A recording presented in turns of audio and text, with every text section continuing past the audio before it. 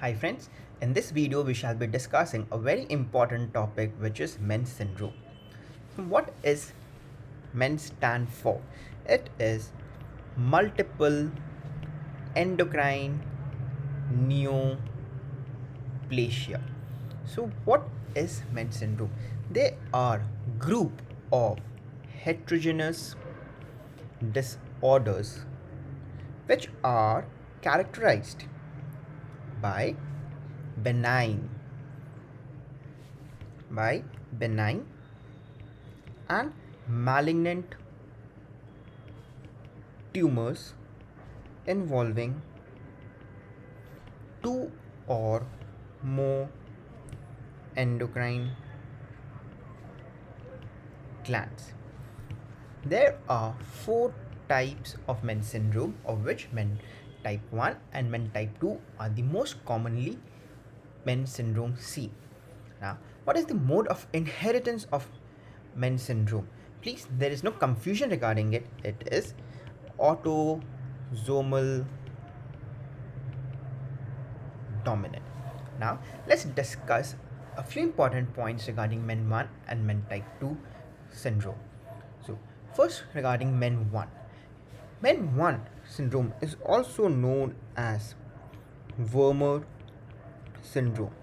Please pay a specific emphasis on the letter M, as there is another syndrome which is called a Werner syndrome, spelled with WERNER syndrome, which is a syndrome involving rapid aging. However, MEN 1 is a Werner syndrome. Right. So what happens in MEN 1 syndrome? Over here, gene involved is MEN 1 gene. This MEN 1 gene is a tumor suppressor gene, so which encodes for menin. This menin protein is in turn responsible for regulating the transcription, the cell division, and the proliferation. So what happens is that there is a two-hit methodology which causes first a germline mutation followed by a somatic mutation, which is responsible for MEN type 1 syndrome. On the other hand, in MEN 2, we have a proto-oncogene involved. Right. So please remember, in MEN 1 there is a tumor suppressor gene involved, whereas in case of MEN 2 it is a proto-oncogene involved. Which proto-oncogene are we talking about? It is the RET. Now what this RET does is that it encodes for tyrosine kinase membrane receptor. Now this activates the pathway involved in the proliferation, survival, migration, and angiogenesis.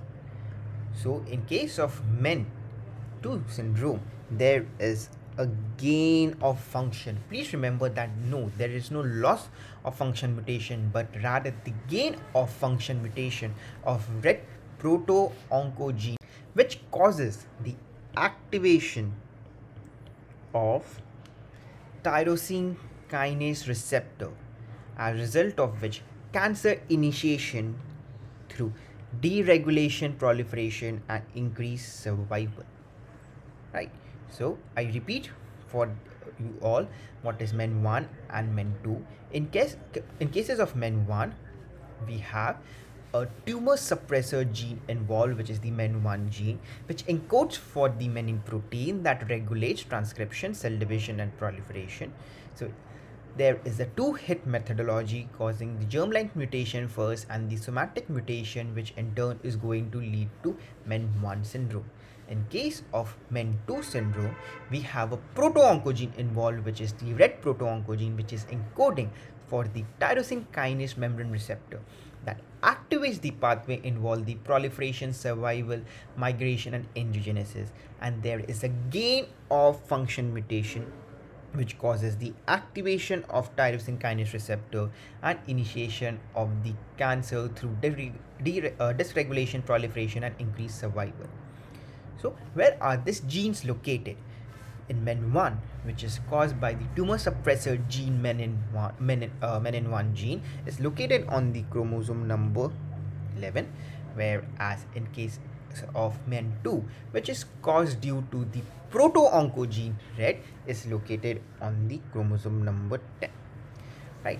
And now there's another important difference that you need to know about MEN1 and MEN2 is regarding the genotype and the phenotype association. In MEN1, we do not have any genotype or phenotype association, whereas in cases of MEN2, we have a strong genotype and a phenotype association, the importance of which we shall be discussing later on in the discussion of the screening of MEN2 syndrome. Right? So now let's go to the various tumors that are present in this MEN1 and MEN2. So first we begin our discussion with the MEN type 1. So MEN type 1, has an incidence or prevalence in 1 in 30,000. So what are the tumors that are present in MEN type 1? Please remember it as 3 P's. So what are your 3 P's over here? It is parathyroid, it is pituitary, and it is pancreas. So we have our first P, which is parathyroid. Right. So now you know that in parathyroid there could be an adenoma or adenoma of the parathyroid gland, or there could be hyperplasia. So in MEN type 1, in case of parathyroid, hyperplasia is much more common than adenoma. Right. So it is hyperplasia much more common than adenoma. So what would be the clinical presentation in such patients? They may be associated with renal lithiasis and presence of any skeletal lesion. At the same time, it might have metabolic abnormalities in terms of increased serum calcium and parathyroid hormone level. The second P that we need to remember is pituitary gland. Right. So in case of pituitary, there would be two parts of the pituitary, anterior and posterior. So which is the most commonly involved? It is the anterior pituitary, which is the most commonly involved part in MEN type 1 syndrome. Now, what is the most common lesion that is found? So the most common lesion that is found is prolactinoma, and they may be associated with galactorrhea and amenorrhea. Now, so we have done with the 2 P's, which are the parathyroid and the pituitary, and the third P that we need to remember is the pancreas. So what happens in pancreas? There is increased neuroendocrine tumors, and which is the most commonly neuroendocrine tumor found? It is gastrinoma, which is more commonly found than the insulinoma. And the most common non-functional tumor that is found is pepoma. Right. So please remember that in MEN1 syndrome, in case of pancreas, there is increased neuroendocrine tumors, and gastrinoma is much more common than insulinoma, and the most common non-functional tumor is the pepoma. And also remember that pancreatic neuroendocrine tumors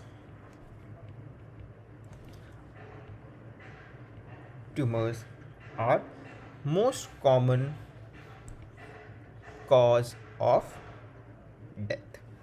Right. So now there are some other tumors which may be also associated with MEN1 syndrome, which include bronchial, thymic, gastric carcinoid, lipomas, facial angiofibromas, benign thyroid neoplasms, and some adrenocortical tumors. Right. So let's summarize the clinical manifestations of multiple endocrine neoplasia type 1 with the help of this table that we have. So we have tumor site PHPT, which is the 4-gland disease involving the parathyroid, which has a frequency of around 95. Then we have pancreatic islet cell tumors, which has a frequency of around 30 to 80%, right? And as we said, gastrinoma is common, and in case of non-functional pepoma are more common. Then other neuroendocrine tumors that may be present include vipoma and somatostatinoma. Pituitary tumors, in which, remember, anterior is most commonly involved. We have prolactin, the most common tumor present. Then other tumors that may be present would be from the growth hormone, ACTH, and non-functioning. Then we have adrenocortical tumors, which are mainly non-functioning, lipomas, neuroendocrine tumors of lung, thymus, stomach, and it is also associated with meningiomas and facial angiofibromas. Right. So this were the clinical manifestations of MEN1 syndrome, where I would like you all to remember at least the 3 P's: pancreas, pituitary, and parathyroid. Please do not forget this basic thing in MEN type 1.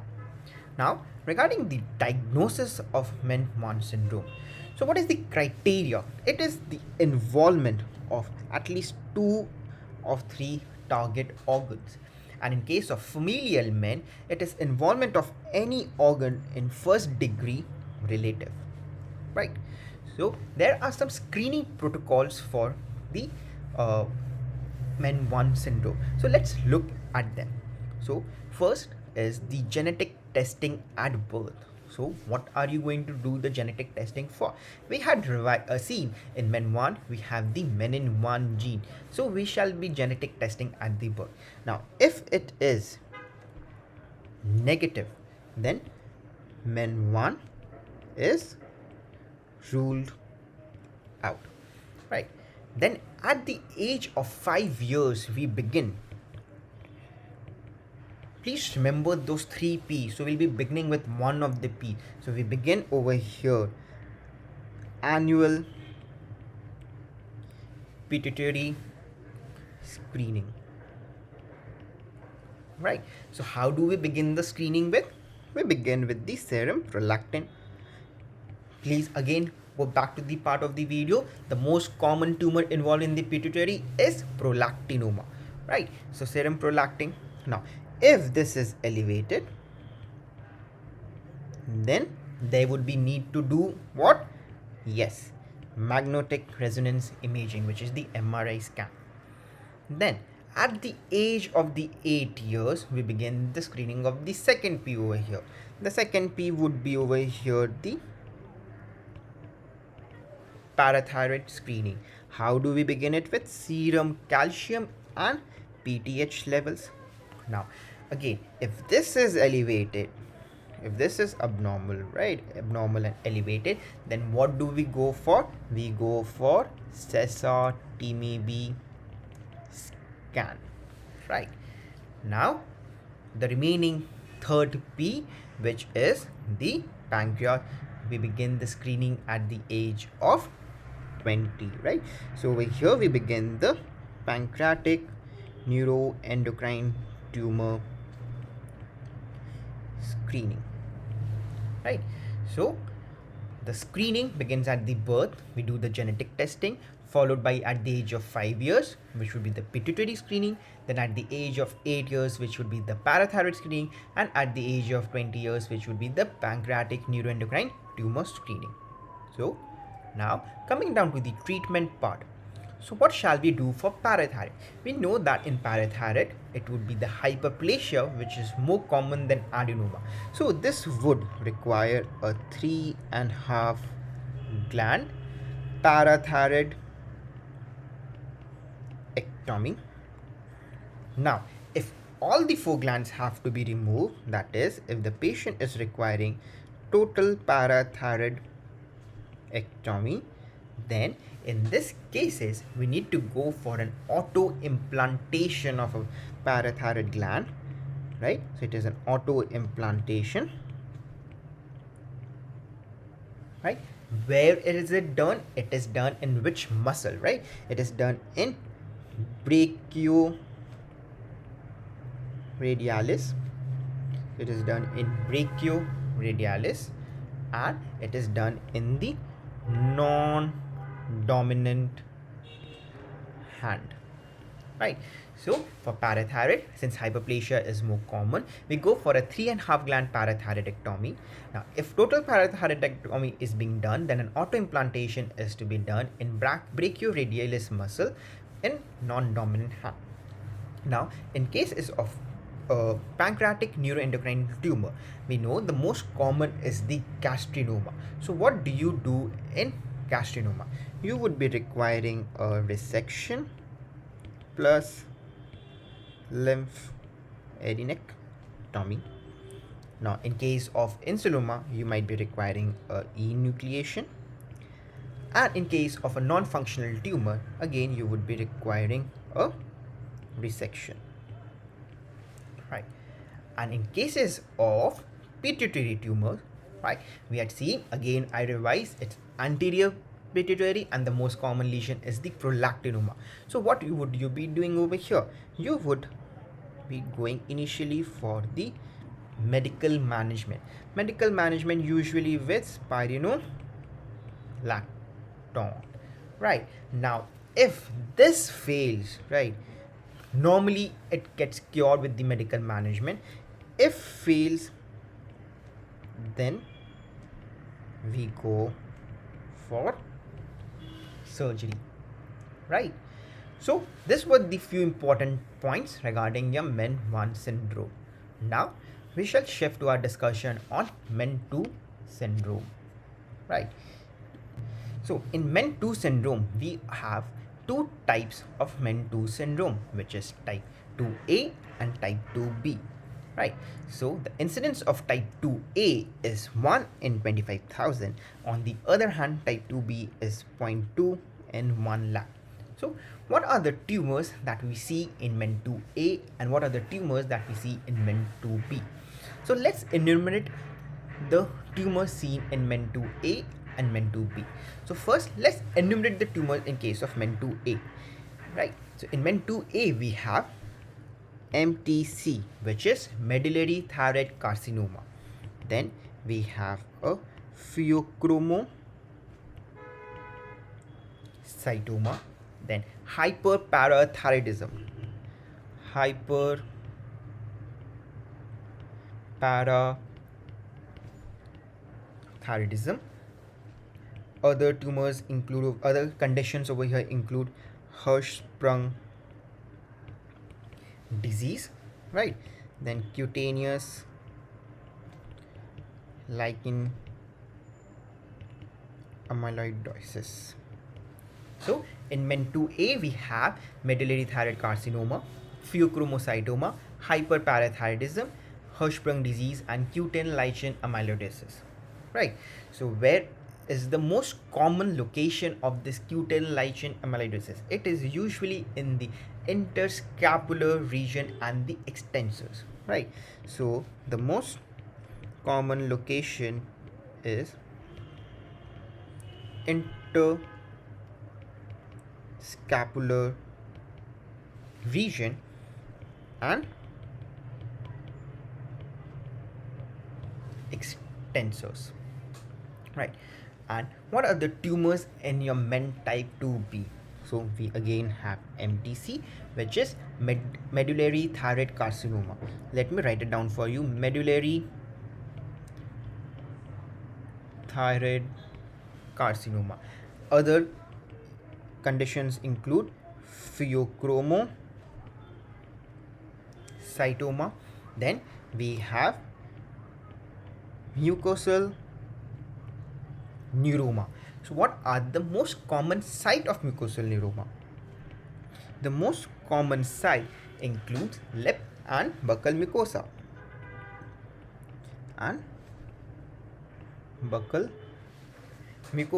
Then we have some GI neuromatosis, right? Then we have marfanoid features.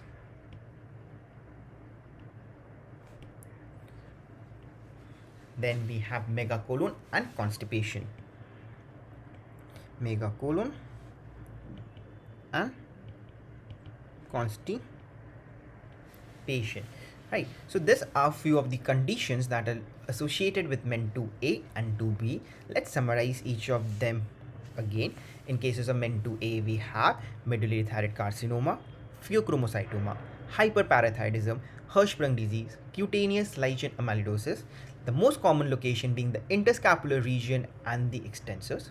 In cases of MEN2B, we have medullary thyroid carcinoma, pheochromocytoma, we have mucosal neuromas, the most common site being the lip and the buccal mucosa. We have GI neuromatosis, marfanoid features, megacolon, and constipation. Right. Then comes another entity, the familial medullary thyroid carcinoma. Right. So this is the subvariety of MEN2 syndrome. What happens in this is that medullary thyroid carcinoma occurs in isolation. Right. So over here we had discussed that MEN2 syndrome is medullary thyroid carcinoma is being associated with so many other conditions. But in case of familial MTC, it is a subvariety of a MEN2 syndrome where MTC occurs in isolation.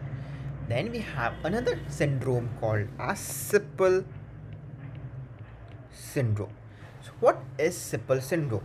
Sippel syndrome is medullary thyroid carcinoma plus pheochromocytoma.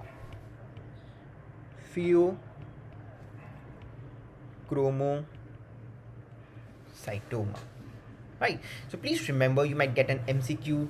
Like Sippel syndrome consists of option A medullary thyroid carcinoma, option B pheochromocytoma, option C both, option D none, or there could be a lot of permutation and combination. So please, this is a direct one-liner of Sippel syndrome. Now coming down to the screening part of the MEN2 syndrome. Right, the screening would include the red proto-oncogene mutation and pentagastrin stimulated calcitonin. Right, the diagnosis like in MTC would include increased calcitonin, increased CEA, and red proto-oncogene mutation. Whereas in case of a pheochromocytoma, you would include plasma-free metanephrines and 24 hours urine-free metanephrines. If there is a hyperparathyroidism, there would be increased in serum calcium, increase in parathyroid levels, and sesatiMB scan could be done to localize the parathyroid lesions. Right. So this is an image taken from your textbook Bailey and Love, where you can see the ganglioneuromatosis over here, which is I'm shading it with the green of your oral mucosa, which is seen where, in which type 2A or type 2B? Yes, it's type 2B. So please again come back to the type 2A and type 2B. Right. So please remember that this mucosal neuromas or neuromatosis or marfanoid features are characteristics of type 2B syndrome and not type 2A. So this could be your clinching points which might give you clue to diagnose type 2A or type 2B. Please remember that mucosal features are associated with type 2B and not type 2A. Right. So coming back to it, the image. So this is the image which is having the oral mucosa, which is seen in type, yes, it is seen in type 2B. Right. So what would your management include? The management would include for first the medullary thyroid carcinoma. So what would be your management over here? So for medullary thyroid carcinoma, you would have to do a total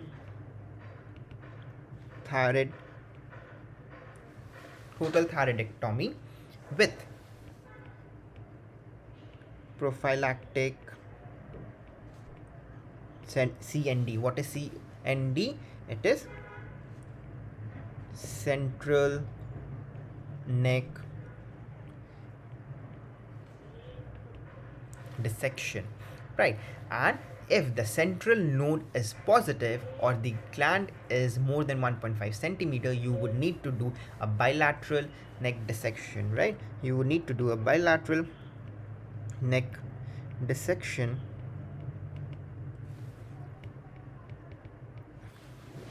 if central node positive or gland more than 1.5 centimeter. So in case of medullary thyroid carcinoma, please remember it would be total thyroidectomy along with neck dissection. You would generally require a bilateral neck dissection if the central nodes are positive and the gland is measuring more than 1.5 centimeter. Now in cases of pheochromocytoma, you would need to do a lap or open adrenalectomy. Right, the parathyroid over here usually do not require any treatment. Now coming towards the end of our discussion, there was something which we had discussed at the beginning of our video, which was with respect to the genotypic and the phenotypic association. We had seen that this genotypic and phenotypic association is most commonly seen in men type 2. So what are this genotypic and the phenotypic association that we have seen? So if you see over here, we have the syndrome on the one side of the table, which is men 2A, familial medullary thyroid carcinoma, and men 2B, the frequently affected red gene codons, right, and the percentage of the tumors that is happening. So see, in case of men 2A, the frequently affected red gene codons include 609, 634, 804 and 790. In cases of familial medullary thyroid carcinoma, we have 533, 630, 768 and 844. And in case of men type 2B, we have 883 and 918. So on the other hand, we have the various tumor associations, which is 90 to 100% of medullary thyroid carcinoma, 20 to 30 primary hyperparathyroidism, and pheochromocytoma from 10 to 70 in men 2A. In familial medullary thyroid carcinoma, we have only medullary thyroid carcinoma, which is 90 to 100, and in men 2B, we have 100% of medullary thyroid carcinoma and 10 to 60% of pheochromocytoma. So how is this association going to help? So we have children who carry MEN2 mutation are screened for calcitonin, right, to detect the presence of precursor to medullary thyroid carcinoma cell hyperplasia. Now, what it does is that it allows the thyroidectomy to be taken before the invasive medullary thyroid carcinoma has developed. Now, owing to this strong genotype-phenotypic relationship, specific mutation can guide regarding the timing of prophylactic surgery, right? So this genotypic and the phenotypic association is very important with respect to the timing of the prophylactic surgery, right? So let's look at another table, right, where we have risk of medullary thyroid carcinoma and genetic mutations in multiple endocrine neoplasia syndrome. So if you look at over here, there are various risk levels which have been classified. Now at the level of risk level D, the gene red testing should be done as soon as possible within the first years of life, and the age of reaction required for the first calcitonin should be 6 months if not done already, and the prophylactic surgery should be done as soon as possible within first year of life.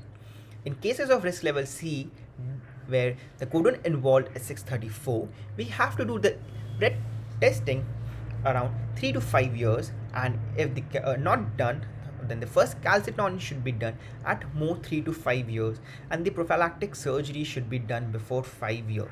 Similarly, in the B, which have the codons affected 609, 611, 618 and 620, the red testing should be done at around 3 to 5 years of age, and the first calcitonin should be done at more than 3 to 5 years of age, and we need to consider surgery before 5 years, and we may delay in this.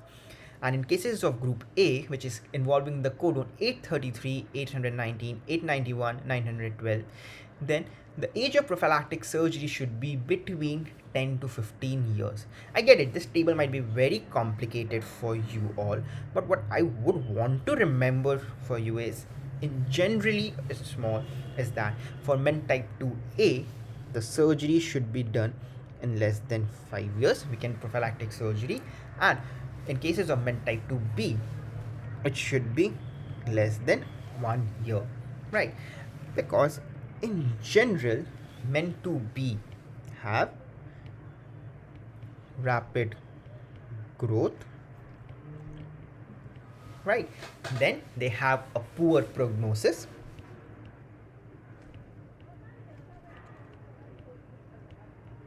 right? They have a poor prognosis. At the same time, they have an early onset, and they tend to be aggressive compared to the counterparts, right? So even if you guys do not remember those table, I get it, it's very difficult to remember the codon.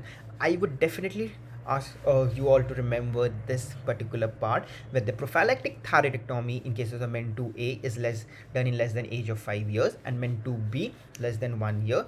A common funda to remember it would be, because when type 2B has rapid growth, poor prognosis, has an early onset, and it tends to be aggressive, right? So now we come down to the last part of this video, which is men 4 syndrome, right? This is an extremely rare condition. So these are usually men 1 associated tumor, which are parathyroid and pituitary, right? So in associated with tumors of kidney, adrenal and reproductive organs, also with pancreatic neuroendocrine tumor. So what is the most common mutation seen over here? It is the mutation in CDKN1B gene, right? So sorry for the wrong thing, it will not be CDKN1, it please let me write it down again. It is CDNK1B gene, right? So it is seen most commonly due to the mutation in CDNK1B gene, and the treatment would be same as men 1 syndrome, right? So this is a very rare entity. Please remember the gene asked, as that may be asked to you, mutation in the CDK1B gene, and the treatment would be same as men 1 syndrome. So this is all about your men syndrome. Please remember the 3 P's of men 1: pancreas, pituitary and parathyroid. In case of men 2 syndrome, type 2A, type 2B, oral mucosal features are associated with type 2B. Men 1 gene involved is men 1 gene, it is a tumor suppressor gene. In men 2, it is a red gene, which is a proto-oncogene situated in chromosome number 10. In men 1, it is situated in chromosome number 11. Then we have a prophylactic surgery. In case of men 2A, it may be done up till 5 years of age. In men 2B, we do it at less than 1 year of age. Why? Because of the common funda that it has an early onset, it is much more aggressive, and it has a poorer prognosis. And men 4 syndrome, which is a men 1 associated tumor with parathyroid and pituitary, along with kidney, adrenal and endocrine tumors of the pancreas and reproductive organ tumor, and the mutation involved is CDNK1B gene, right? I hope this video was very helpful for you all, and we might be getting around 1 to 2 questions from this in your FMGE or NEETPG exam, which I think I have covered all in this videos. So stay tuned to your Global Academia Medical Education YouTube channel for more such videos. Thank you.